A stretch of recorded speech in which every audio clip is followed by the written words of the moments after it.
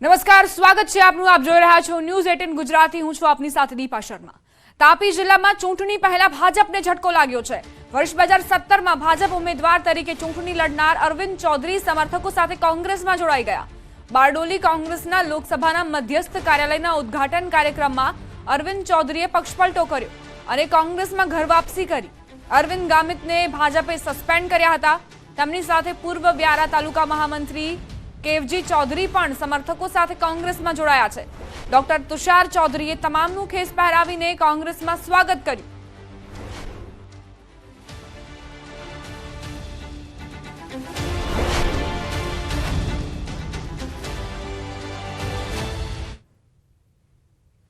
હવે આગળ વાત કરીશું વડોદરા ભાજપમાં સર્જાયેલા વિવાદની.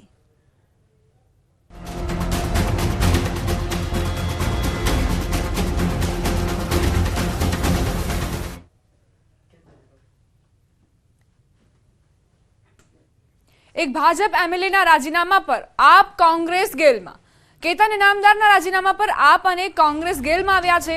ઈસુદાન ગઢવી અને મનીષ દોશીએ પ્રતિક્રિયા આપી. ઇનામદારના રાજીનામાને લઈ ભાજપ પર આકરા પ્રહાર કર્યા.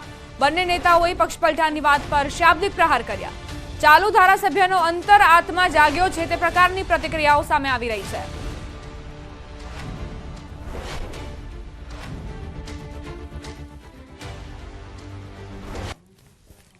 વિપક્ષોના વારંવાર રાજીનામા અપાવતું ભાજપ આજે ભોંઠું પડ્યું છે. આજે ભાજપના જ એક ધારાસભ્યની અંતરાત્મા જાગી ગઈ અને પોતાના જે જૂના કાર્યકર્તાઓ છે, વિશ્વાસુ કાર્યકર્તાઓ છે, એની કદર ભાજપામાં ઝીરો છે. એ રીતની એમની પીડા સાથે એમની અંતરાત્મા જાગી ગઈ ને ચાલુ ધારાસભ્યમાંથી રાજીનામું આપી દીધું. આજે મારે કેતનભાઈ ઈમાનદારને અભિનંદન આપવા પડે કે એમને અંતરાત્મા જાગ્યું.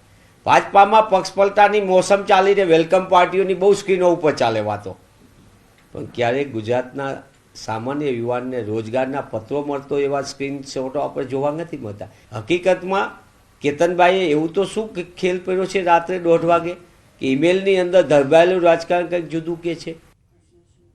હવામાન વિભાગની પ્રેસ કોન્ફરન્સ આવી રહી છે, સાંભળીશું. अधिकतम तापमान जो गुजरात में दर्ज किया गया है वो 29.1 डिग्री सेल्सियस राजकोट में तथा सबसे कम तापमान जो है वो 29.6 डिग्री सेल्सियस द्वारका में दर्ज किया गया है. अहमदाबाद में 36.6 डिग्री सेल्सियस और गांधीनगर में 36.1 डिग्री सेल्सियस अधिकतम तापमान दर्ज किया गया है. साथ ही अगर हम बात करें कोस्टल एरियाज़ में, सो सौराष्ट्र कच्छ के जो कोस्टल एरियाज़ हैं उसमें जो है डिस्कम्फर्ट कंडीशन जो है प्रिवेल करेगी आगे आने वाले 5 दिनों due to hot and humid conditions. साथ ही हम आने वाले 5 दिनों के लिए जो है सौराष्ट्र कच्छ के जो है 1-2 हिस्सों में जो है हीट वेव भी जो है उसकी पॉसिबिलिटी बनती दिख रही है. और अगले 5 दिनों में जो है जैसे कच्छ रीजन तथा पोरबंदर जो है डिस्ट्रिक्ट में जो है हीट वेव जो है अगले 5 दिनों के लिए जो है जारी की गई है, जिसमें मुख्य तौर पे पोरबंदर तथा कच्छ में कांडला जो है रीजन उसमें जो है हीट वेव की प्रोबेबिलिटी रहेगी अगले 5 दिन. सर उसका रीजन क्या होगा? एक्चुअली क्या है, हवाएं लैंड से चल रही हैं और कंटिन्यूस हीटिंग जो है बरकरार है और वो आने वाले हफ्तों में भी एंड लास्ट वीक में भी जो है लैंड से ही हवाएं चलेंगी और तापमान जो है अपने बढ़ते क्रम में ही बना रहेगा.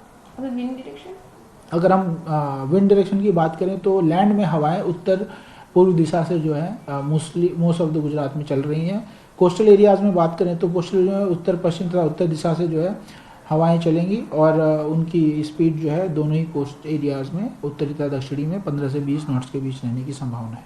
सर आज सूरत में सुबह सुबह बहुत धुम्मस जैसा वेदर था, तो क्या रीज़न है उसका? हाँ, एक्चुअली जो कोस्टल एरियाज़ है उसमें ह्यूमिडिटी जो है काफ़ी राइज हो गई हो जाती है सो मॉर्निंग में, जिसकी वजह से जो है थोड़ा सा फॉगी रहता है और यही कारण जो है थोड़ा डिस्कम्फर्ट का भी जो है कारण बनता है कोस्टल एरियाज़ में, जिस वजह से जो है अगले 5 दिन जो है कोस्टल एरियाज़ में सौराष्ट्र कच्छ के जो है हमने discomfort and hot and humid weather जारी किया है.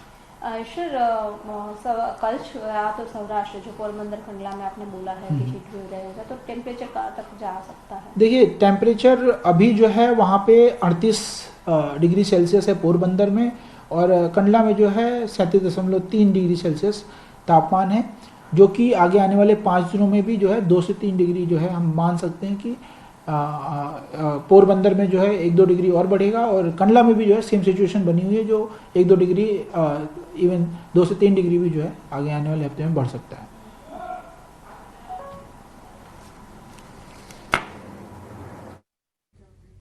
તો ગરમી અંગે હવામાન વિભાગે મોટી આગાહી કરી છે। 5 દિવસ સુધી કચ્છ અને પોરબંદર માટે હીટવેવની આગાહી કરવામાં આવી છે।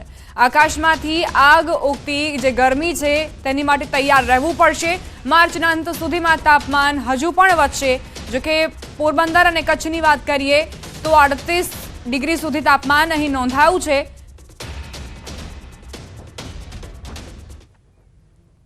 કચ્છના નખત્રાણામાં ભીટારામાં વંટોળ ફૂંકાયો। વંટોળ ફૂંકાતા ખેતરમાં રહેલ તૈયાર પાક હવામાં ઉડતો દેખાયો। વાલનો પાક અને પાથરણા હવામાં ફંગોળાયા। વંટોળના પગલે ખેડૂતોને નુકસાની પહોંચી છે। ફૂંકાયેલા વંટોળનો વિડીયો પણ સામે આવ્યો છે।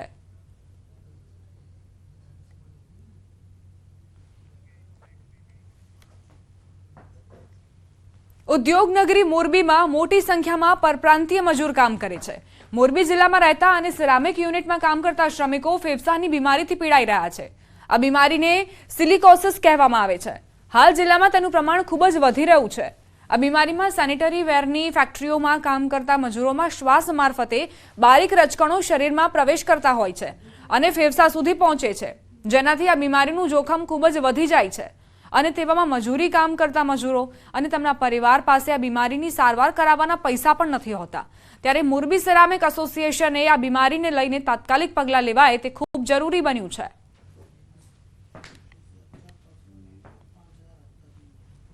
કરી સેનેટરીમાં તે બધી 3 વર્ષથી તો દવા ચાલુ છે, બરાબર। અને જ્યાં જ્યાં રિપોર્ટ કરાય ને એ સિલિકોસિસ આવે છે, કોઈ ક્યાંય મદદ મળી નથી। મારી રીતે હું લઈ જાઉં, લાવું, દવા દારૂ કરાવું, બરાબર। એટલે સાહેબ રોગ તો જે આ કારખાનામાં સેનેટરીમાં કામ કર્યું ને ત્યાંથી આ રોગ આવ્યો, અને 20 વર્ષ સર્વિસ કરી નોકરી, તે પછી આ 3 વર્ષથી તો હમણાં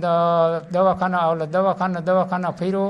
આ રોગ મુખ્યત્વે જોવા જઈએ તો જ્યાં બહુ ડસ્ટિંગ થતું હોય અને જે લેબર છે એકની એક જગ્યાએ લોંગ ટાઈમ જો એને કામ કર્યું હોય અને માસ્કને એવું કાંઈ ઉપયોગ ન કરતા હોય અને ડસ્ટિંગવાળા વિસ્તારમાં બહુ ટાઈમ એને કામ કરેલું હોય તો એને આ રોગ થવાની શક્યતા રહેલી છે।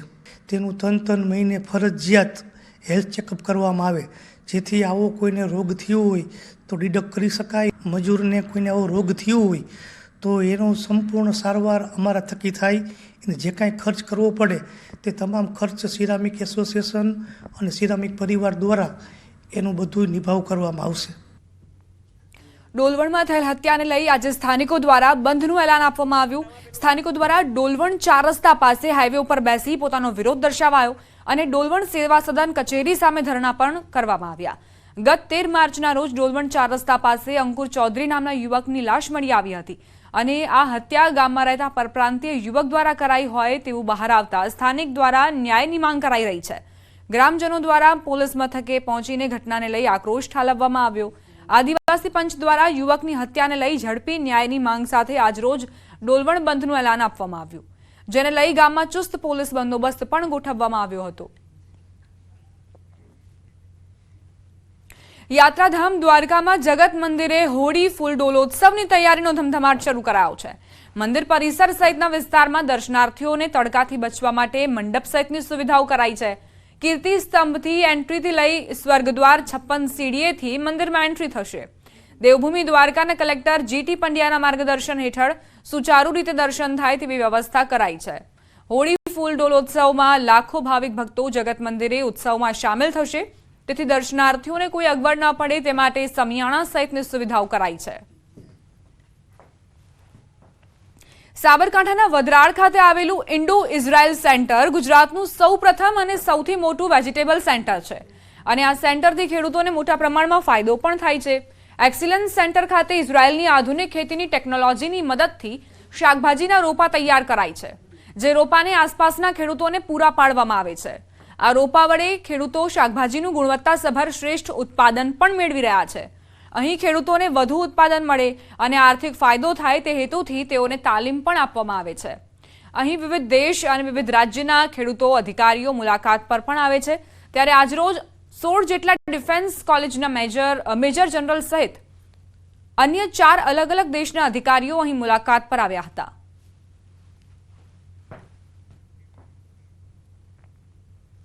ગીર સોમનાથથી સમાચાર. હિરણ 2 ડેમમાં 4 ટ્રેક્ટર ખાબક્યા. સમારકામ દરમિયાન 4 ટ્રેક્ટર પાણીમાં ખાબક્યા હોવાની જાણકારી મળી છે. ડેમના દરવાજા ખોલવા સમયે ભારે ધોધ પડતા બકેટ વિસ્તાર ડેમેજ હોય તેનું સમારકામ ચાલતું હતું. જે જગ્યા પર ટ્રેક્ટરો પાણી ઉલેચતા હતા એ ભેખડ ધસી પડતા 4 ટ્રેક્ટરો પાણીમાં ડૂબી ગયા. ટ્રેક્ટરોમાં પંપ લગાવી પાણી ઉલેચવા સમયે આ ઘટના બની. જોકે સદનસીબે જાનહાનિ ટળી છે.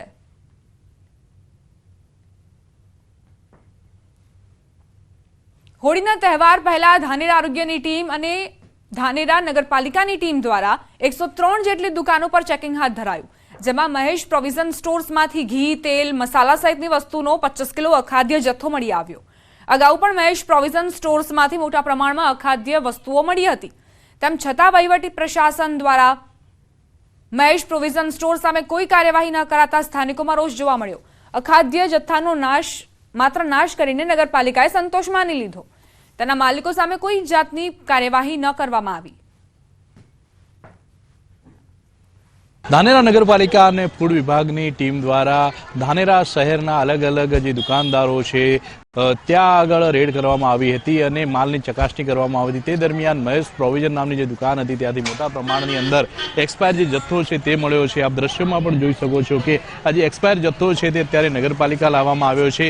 કોઈ પણ પ્રકારની કાર્યવાહી કરવાની જગ્યાએ આ જે જથ્થો છે તે નાશ કરવાની અત્યારે ચર્ચાઓ ચાલી રહી છે. મહત્વની વાત તો એ છે કે જ્યારે પણ આ એક્સપાયર જથ્થો ઝડપાતો હોય છે ત્યારે ફૂડ વિભાગને જાણ કરવામાં આવતી હોય છે, પરંતુ આરોગ્ય વિભાગ અને નગરપાલિકાની ટીમ દ્વારા હજુ સુધી ફૂડ વિભાગને જાણ કરવામાં નથી આવી અને જે આ જથ્થો છે તેને નાશ કરવાની અત્યારે કાર્યવાહી હાથ ધરવામાં આવી રહી છે. મહેશ પ્રોવિઝનમાંથી અગાઉ પણ મોટી માત્રામાં એક્સપાયર માલ મળ્યો હતો અને ફરી એકવાર એક્સપાયર માલ મળતા મહેશ પ્રોવિઝન નામની દુકાન સામે તેમજ અન્ય વેપારીઓ સામે કાયદેસરની કાર્યવાહી કરવામાં આવે તેવી લોકમાંગ પણ ઉઠી રહી છે. કિશોર તુવર, ન્યૂઝ 18 ગુજરાતી, બનાસકાંઠા. એક દુકાન પર 30 થી 35 જેવી આઇટમો મળી આવી છે જે એક્સપાયર હતી અને અખાદ્ય જેવી હતી. તેના નિકાલ કરવા માટે નગરપાલિકાને સુપુર્દ કરવામાં આવશે. જે આગળની કાર્યવાહી નગરપાલિકા દ્વારા કરવામાં આવશે. ભાવનગર અલંગના મણાર ગામમાં ટીપી સ્કીમના વિરોધમાં ખેડૂતોનું મહાસંમેલન યોજાયું. અલંગના 17 ગામોમાં 2018માં અલંગ સેવા સત્તા મંડળ દ્વારા ટીપી સ્કીમ મંજૂર કરાઈ છે, જેના કારણે 700થી વધુ ખેડૂતોની જમીન કપાઈ તેમ છે. અલંગ, મણાર, કઠવા, ત્રાપજ, મહાદેવપરા સહિતના ગામોમાં ટીપી સ્કીમ તબક્કાવાર લાગુ કરાઈ હતી. જે ગામોમાં ટીપી સ્કીમ લાગુ કરવામાં આવી છે તે તમામ બાગાયતી વાવેતર સાથે જોડાયેલ વિસ્તાર હોવાથી ખેડૂતોમાં રોષ વ્યાપ્યો. લોકસભાની ચૂંટણી પૂર્વે ખેડૂતોએ પણ ટીપી સ્કીમના વિરોધ સામે બાયો ચડાવતા આગામી વિરોધની રણનીતિ મહાસંમેલનમાં નક્કી કરાઈ. જોકે અલંગ વિસ્તાર વિકાસ સત્તામંડળ ટીપી સ્કીમ અંગે નિર્ણય નહીં બદલે તો ખેડૂતોએ આગામી સમયમાં ગાંધીનગર સુધી પણ આગેકૂચ કરી વિરોધ પ્રદર્શન કરશે તેવી ચીમકી ઉચ્ચારી.